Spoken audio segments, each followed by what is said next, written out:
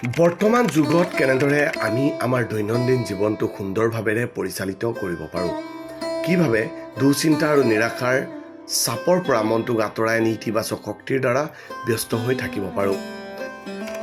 কিছুমান অনুপ্ৰেৰণামূলক কাম বা কৌশল আয়ত্ত কৰি আমি জীৱনধাৰাটো সহজ আৰু সুখপ্ৰদ কৰি তুলিব পাৰোঁ।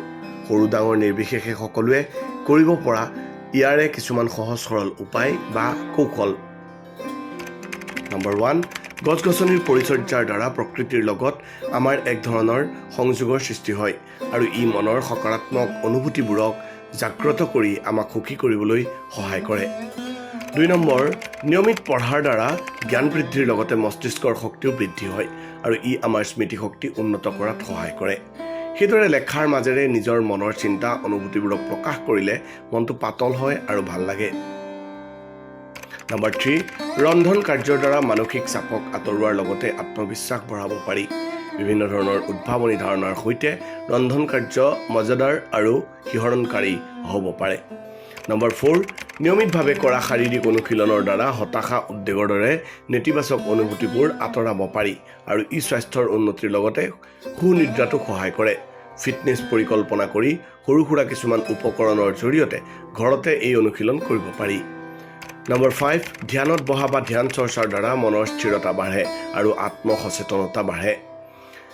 সেইদৰে যোগাসনৰ জৰিয়তে মানসিক তথা শাৰীৰিক চাপৰ প্ৰভাৱ হ্ৰাস কৰি শৰীৰ আৰু মনক সুস্থ কৰিব পাৰি। নম্বৰ 6, পৰিষ্কাৰ কাৰ্যই আমাৰ মনৰ অৱস্থা উন্নত কৰাৰ লগতে মনৰ সন্তুষ্টি আনে। সংগঠিত হৈ থাকিলে শৃংখলাবদ্ধভাৱে সুন্দৰকৈ জীৱনটো আগবঢ়াই নিব পাৰি। নম্বৰ 7, সুখাদ্য আৰু সুনিদ্ৰাৰ ওপৰত গুৰুত্ব দিয়ক। সোনকালে শুৱক আৰু সোনকালে উঠক। পুৱা 5 বজাত উঠিব পাৰিলে সকলোতে আপুনি 5।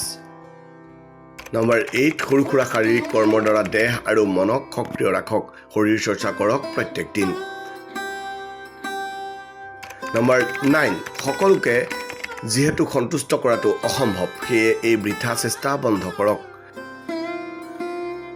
নম্বৰ 10, কটুক্তি আৰু কুমন্ত্ৰণা কৰা ব্যক্তিসকলৰ পৰা আঁতৰত থাকক। এনেধৰণৰ সৰু সৰু কিছুমান কাৰ্যৰ দ্বাৰা আমি আমাৰ পচন্দৰ জীৱন এটা নিৰ্বাহ কৰিব পাৰোঁ।